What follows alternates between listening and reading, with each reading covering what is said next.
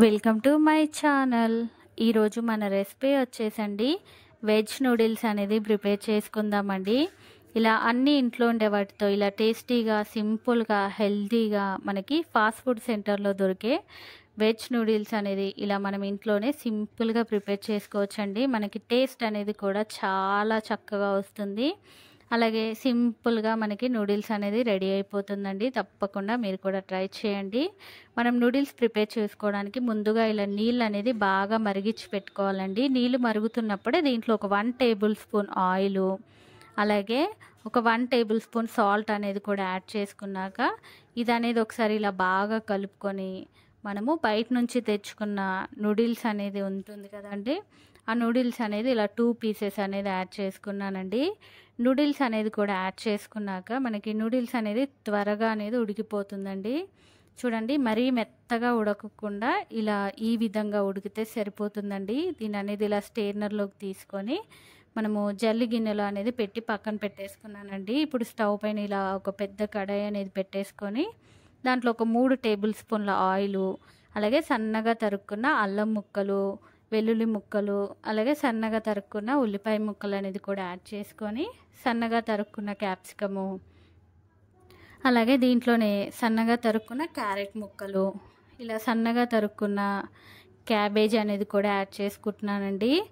అలాగే ఒక పచ్చిమిర్చి అనేది కూడా యాడ్ చేసుకొని మనము ఈ కూరగాయలు అనేది ఎక్కువసేపు ఉడికించుకోకుండా ఇలా ఒక సాఫ్ట్గా మగ్గే వరకు అనేది ఒక 2-3 నిమిషాలు అనేది మనం కూరగాయలు అనేది ఉడికించుకోవాలండి.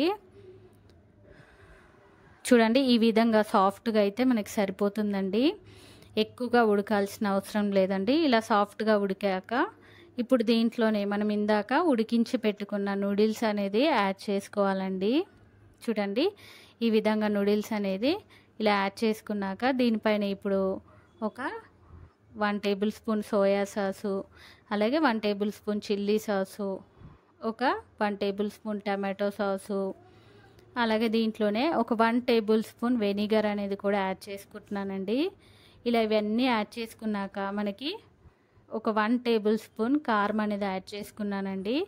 అలాగే మన రుచికి సరిపడా సాల్ట్, ఒక 1/2 టేబుల్ స్పూన్ గరం మసాలా, ఒక 1/2 టేబుల్ స్పూన్ మిరియాల పొడి అనేది కూడా యాడ్ చేసుకున్నానండి. ఇలా ఇవన్నీ యాడ్ చేసుకున్నాక మనం ఇది అనేది హై ఫ్లేమ్లోనే ఇలా బాగా కలుపుకుంటూ ఒక 2-3 నిమిషాలు అనేది మనము నూడిల్స్ అనేది వేయించుకుంటే సరిపోతుందండి. ఇలా వేయించుకున్నాక ఇప్పుడు స్టవ్ అయితే ఆఫ్ చేసి తీసుకుందామండి. మన fast food centre simple and tasty veg noodles అనేది రెడీ అయిపోయిందండి.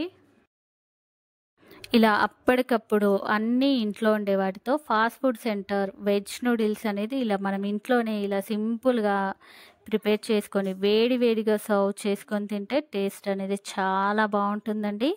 తప్పకుండా మీరు కూడా ఈ విధంగా ఒక్కసారి వెజ్ నూడిల్స్ అనేది ప్రిపేర్ చేసి ఎలా వచ్చిందో నాకు కామెంట్ సెక్షన్లో కామెంట్స్ చేయండి. అలాగే మర్చిపోకుండా లైక్ చేయండి.